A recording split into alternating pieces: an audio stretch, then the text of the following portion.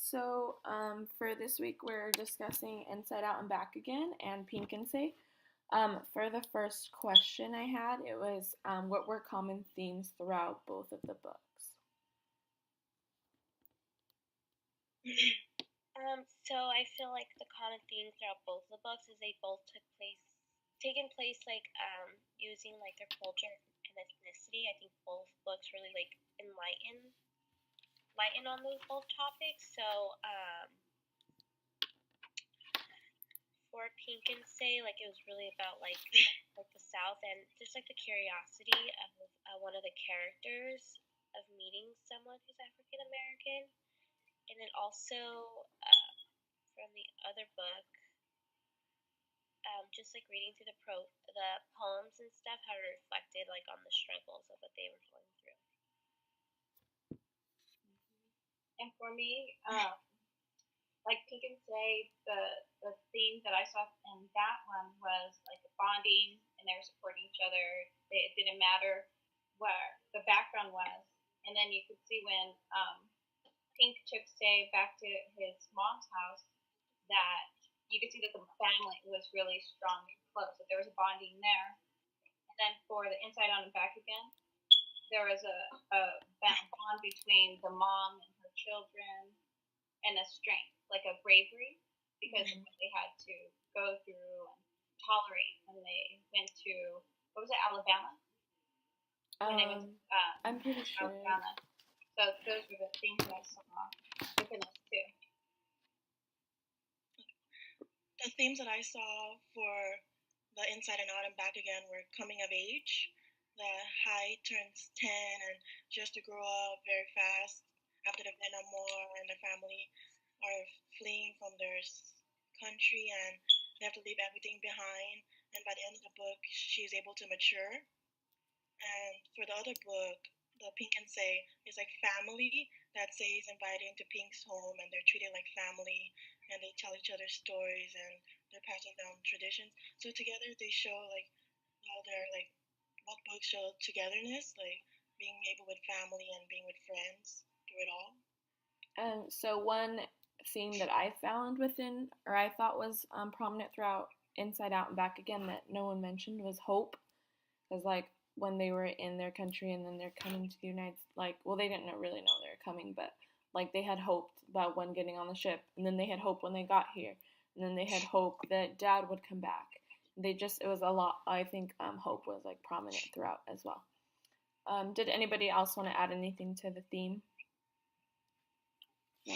Okay, so the next question I had is about Inside Out and Back Again, and it's which poem was your favorite and why? My favorite poem was Current News, and I feel like it really like came across like knowing so like every Friday they would talk about current news that was going on, and because there was such negative news, the teacher decided we're not going to talk about current news and we're going to talk about positive things, and it was really sad to like no one had nothing to say because of everything that was going around them, that everything was so negative, and so especially like for students at such a young age to be experience that and not have a positive outlook on life. I think that really like is kind of sad. So that was like my favorite poem. For Inside Out and Back Again, it was at the beginning, because that was when they were still at home. It was page 5, Kim Ha, where her brothers were picking on her, making fun of her name and kind of changing things. And then says, I can't make my brothers live elsewhere, but I can hide their sandals. And so I thought it was just kind of cute. Like it was the interaction between brother and sister without like the war and all the heaviness around them. Like a family drama. I like the first poem, Year of the Cat, on the page 1 to 3. I like how like culture specific it was. They're naming some of the foods, and it sets the tone for the rest of the book. The family faced no troubles yet, and they're just enjoying life, and their hope was still there. They weren't losing anything yet.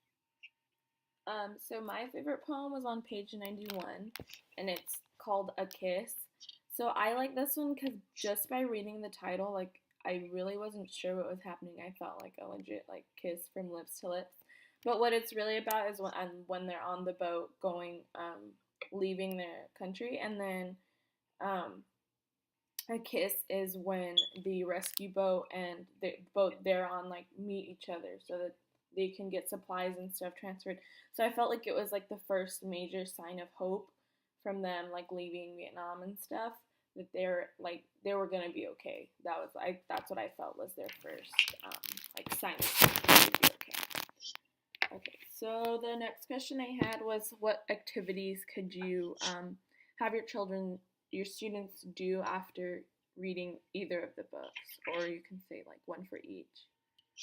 Um, for me, I kind of directed this question to Inside Out and Back Again, because I want to work with first graders. So I think having them learn about poems. Um, so after reading the book, have them create their own poem to try to engage them more in the story and understand like the parts of a poem and why it's written out like that. I think that could be really engaging for them, and also have a picture to go along with it. For me, on Inside Out and Back Again, I was thinking maybe have students do like a quick write and have the topic be family strength, because in the story they're really close, they're bonded no matter what's going through around them, and maybe talking about what makes a family strong, and just build off of that in a quick write. That's a good one. For Inside Out and Back Again, they can write a poem about an event in their life or a place they travel, or they can create a collage about some memorable events in their life, or they can write a poem about escaping into a new country. And for the other book, Pink and Say, they can illustrate a picture book about the Civil War. Oh, that's a good one. You could always use like technology. Like there's a bunch of apps out there like Story Creator and Book Creator and stuff that would help the kids be like really creative online, instead of because like nowadays we're moving more towards technology. So instead of like a handwritten book, it can be like when they create online, and they can like insert pictures from online, or they can even draw like right on the page. So that would be a good one for Pink and Say. And then for Inside Out and Back Again, I was thinking more like taking its like cultural background and making it like after we read the book, everyone like bring something they know about their own culture or something into class and like kind of like give a speech about it. So that was mine. And then for the next one, it's directed towards both books. It's what figures of speech do you notice used often throughout the book, and then if you could give like an example. So I think like for both books, they really like stay true to like their culture. So like for Pink and Say, like they use like a lot of like words and like names of food, so it kind of really like takes you into that culture and like looking up, okay, what kind of food is this? So it kind of like that helps, really giving a backstory of the poems as well. And then also Get Out and Back Again. The way like this book taking place like in the South, so like the language that they use, like a lot of the grandmother, I think it was, she'll use like oh child, so like using different words to kind of really like take you back into that place, because I mean being from California, you don't really use those types, you don't use that kind of language, so I think it's really important to use that in the book to give a sense of reality to the story. Yeah, I agree. And Inside Out and Back Again, like you said, she was describing like the different foods. She talked about how they have double birthdays and they celebrate twice, and so you get a glimpse of her culture. And then for the Pink and Say, um, one of the parts when they get confronted on the road, and he says, "We're not a Yankee," or you can see that was the kind of language that was used during that time, not really in our time. So for the first book, it took the Inside and Out and Back Again. It talks making like lots of comparisons to different things, the food and the culture and the life they live. So like a figure of speech, like a metaphor, like seeing starting college, he shows off even more with Tangleware. So it's like comparing his words to like some other words words that they do not understand. Like many comparisons throughout the book are shown. They actually use quite a few similes. I found a few. So on page 48,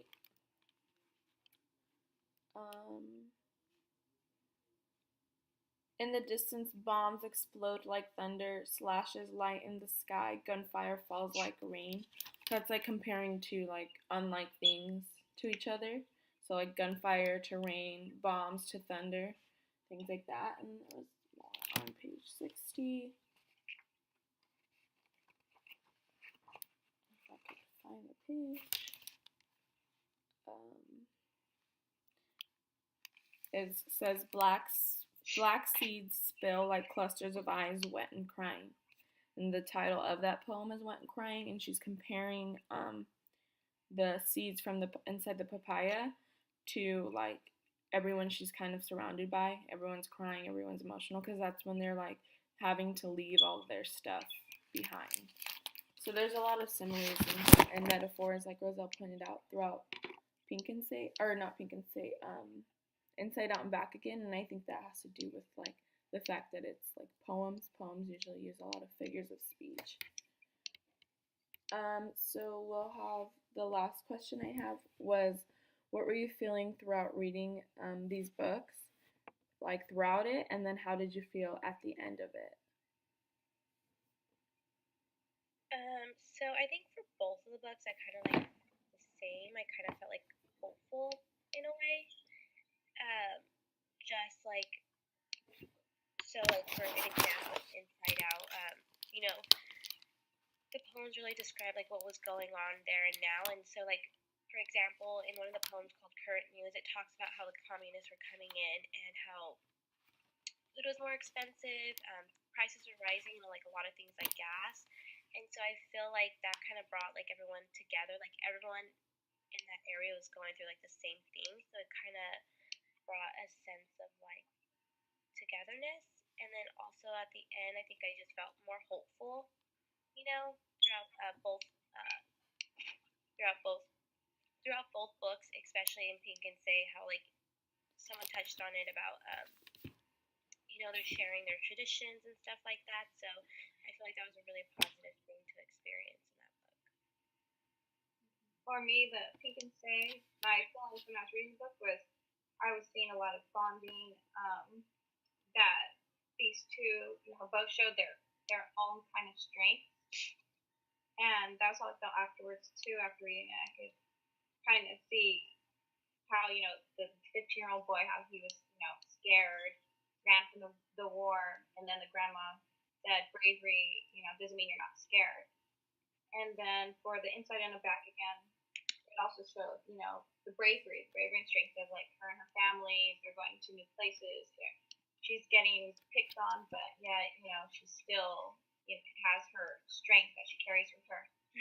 And that's how I felt afterwards, is that it really depicted, you know, the bravery and strength of the girl and her family.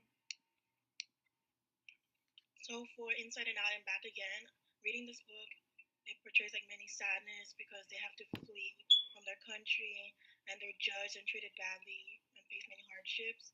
So you can imagine like your parents leaving their country and coming to the United States and all the trouble that they face because they have no money or nothing with them. And for the other book, Pink and Say, you can feel nervous, bravery, and strong because the Say is a white younger man and he's been wounded, and a black man saves him and brings him to his mother for protection. So after I feel like for the first book, I feel better and relieved because Ha is just strong and determined and doesn't give up on life, and they're still like gonna face a good life. And for the other book, Pink and Say, you feel good after it because Say survives and he's able to become a great grandfather. Yeah, for me, throughout both the books, because I'm like a really emotional person, I was probably in tears a lot for both of them. Just like especially in Inside Out and Back Again when they're talking about like the dad and stuff. I don't know. My dad's like a police officer, so like what happened to him can like something similar could happen to like my family, and we'd be put in that situation of not knowing, you know, what happened or, you know, something does happen, and So I don't know, it just makes me really emotional. So I was like crying during those things. But at the end, I did feel better because they're in the U.S. and they're away from war, and they're doing a better life. And like I was also really sad when they were thinking like no one was gonna sponsor them, but then like the cowboy came around and like he was like a key character because like he literally like pulled them out of like where they were in a rough spot and he helped them and pulled them out. So that made me really like happy. So there was like kind of like a mix of emotions going on for me throughout the book, both the books. Does anyone have, those were all the questions I kind of had. Did anyone want to add anything about either of the books? No. Okay, well, we shall see you guys later. Bye. Bye.